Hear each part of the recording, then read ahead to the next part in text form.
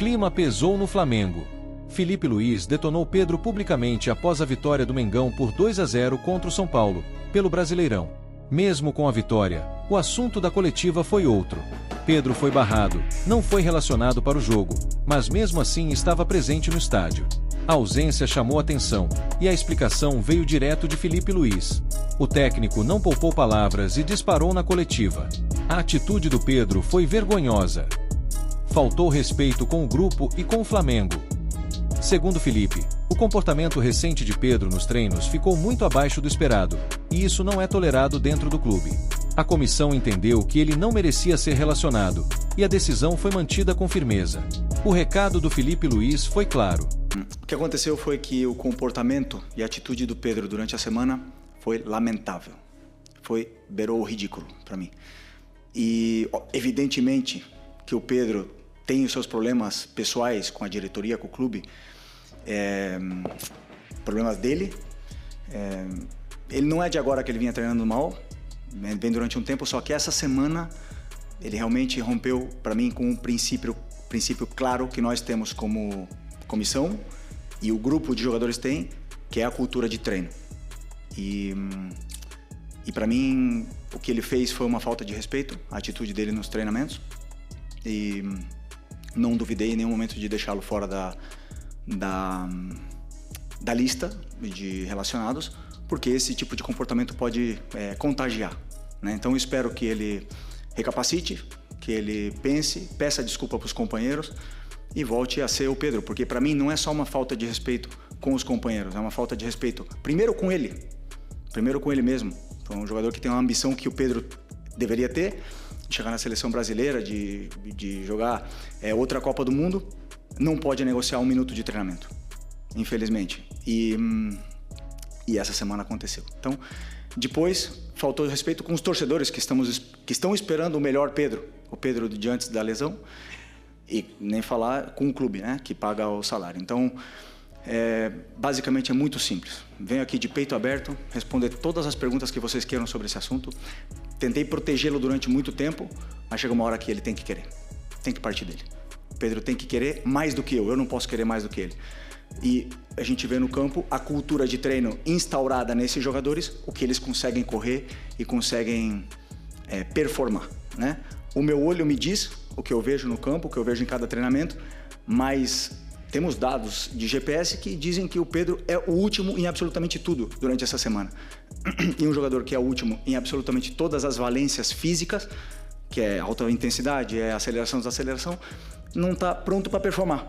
E aí vocês podem botar a culpa no treinador, no modelo, nos companheiros, no Arrascaeta, vocês podem botar a culpa em quem for. Mas a culpa é dele.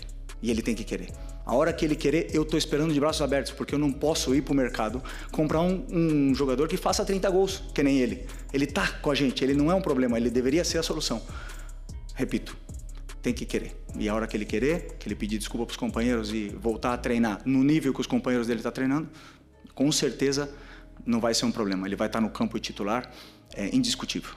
Não vou entrar em detalhes micro, mas obviamente que você vê o aquecimento, as respostas, o deboche, a maneira de correr, de andar, e depois, como eu falei para você, está tudo quantificado com o GPS, e aí os números são muito inferiores, né? E como você falou, um episódio de abandonar, como nós temos mais do que 20 jogadores, alguns jogadores ficam fora de algumas atividades. Por exemplo, se eu fizer um treino específico de 10 contra 10 e nós temos 23, 24, são 4 jogadores que têm que fazer algum treino alternativo, ou um complemento, alguma coisa, né? Então, no caso dele, também por estar muito abaixo, eu teria que complementar, e ele saiu e alegou realmente que estava com problemas, na qual também é ruim do mesmo jeito, né? Mesmo se fosse não foi indisciplina, porque ele avisou, como você falou, mas como eu falei, números muito, muito, muito, muito abaixo dos outros, e não consegue acabar o treino. Então tudo isso aí leva com que o Pedro não se coloca na convocação, não se coloca nessa lista e não se coloca à disposição de competir por uma vaga no time. Galera, entrevista fortíssima, né? Eu entendo que essa entrevista do Felipe Luiz, ele protege mais o grupo do que qualquer outra coisa. Porque quando ele faz isso, ele não protege o Pedro, protege o grupo. Porque, cara, vocês acham honestamente, que num grupo de jogadores, um atleta eventualmente não está se empenhando todos, os outros pensam o quê?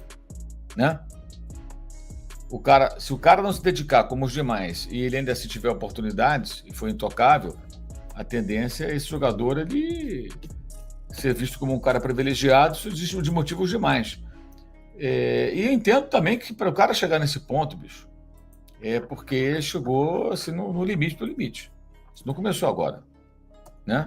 Não começou agora. É um negócio que já vem de algum tempo e o técnico meio que cansou de tudo. Chegou num ponto que não dá mais. É o que eu vejo. Enfim, fortíssima a entrevista. Entendo a reação daqueles que discordam, dividem opiniões aqui, mas acho que ele foi corajoso e assim, tirou dele da reta também. Por que você não coloca o vídeo? Tem que jogar. Deixou claro a opinião dele, porque ele não joga. Enfim, muita gente acha que não deveria expor. Como é que faz então? Se a coisa chega num ponto assim. Cara, é muito sério o que está acontecendo. Isso deve ter sido muito, muito, muito grave. Para chegar nesse ponto, o cara falar isso aí dessa maneira, porque chegou no ponto bem no limite. Enfim, cabe ao Pedro se defender, com palavras ou com atitudes. Aí vai dele, né? Da opção dele, de como ele achar melhor.